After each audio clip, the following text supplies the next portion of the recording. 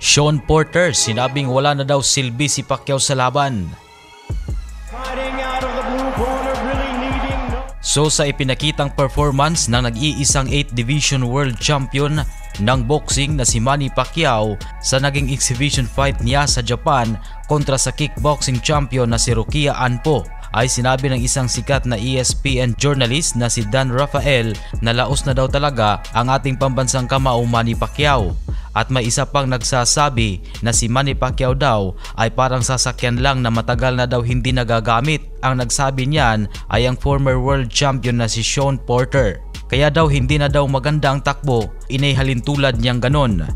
Dagdag pa ni Sean Porter na sa nakikita niyang edad ngayon ni Manny Pacquiao na nasa 45 years old ay nawala na daw yung dating galaw nito na makikita sa loob ng lona sa tuwing may bakbakan. May kalalagyan daw si Manny Pacquiao at delikado daw ito kapag tutuloy sa planong babalik muli sa professional fight at haharapin ang isang welterweight world champion na si Mario Barrios. Nang dahil siguro ay kailangan daw ng malaking pinansyal ni Manny para sa gagastusin sa paparating na 2025 senatorial election. Kaya sinabi ni Porter na hindi daw niya talaga maintindihan kung bakit kailangan pa ni Pacman bumalik sa professional boxing. Ngunit sa kabila naman din daw ng lahat ay may tiwala pa rin naman daw siya ng nag-iisang 8th Division World Champion ng boxing. At kapag gustuhin daw talaga ni Manny na bumalik sa professional fight, siguro naman daw ay need na niyang bumalik sa kanyang trainer na si Freddie Roach para makapag-ensayo siya ng maayos. At napansin daw talaga ni Sean Porter na sa ipinakitang aksyon ni Manny Pacquiao sa laban kontra kay Anpo ay makikita daw na nahihirapan na ang katawan ni Manny Pacquiao na sundin ang nasa isip niya.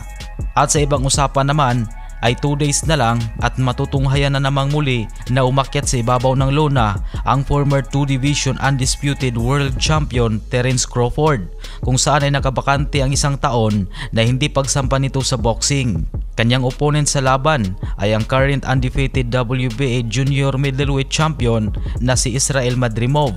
Kaya tatangkain maging isang ganap na 4 Division World Champion ni Crawford kapag nanalo siya sa labang ito. Bago rito ay pinaplano na kasi ni Crawford na kuliktahin niya ang mga titulo sa 154-pound division at hanggang sa tuloy-tuloy at siya ay maging 3 Division Undisputed World Champion. Kaya dito na magsisimula ang pinaplano niya. Samantala, sa impormasyon base sa pinakahuling interview nito ay talagang hinahamon nito ang kanyang malapit na kaibigan na si current undefeated WBC lightweight world champion Shakur Stevenson. Kasi alam daw ni Crawford na hindi natutuwa ang mga boxing fans ngayon sa imahe ni Stevenson dahil sa estilo nito sa laban na hindi nakakasabik panoorin.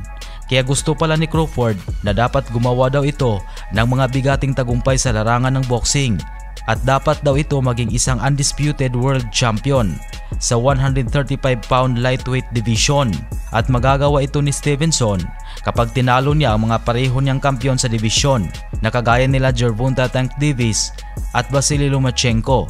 Kaya ito ay isang napakalaking hamon para kay Stevenson at ito ang tanging naiisip at isang paraan ni Crawford para lumaki ang respeto ng mga boxing fans kay Stevenson.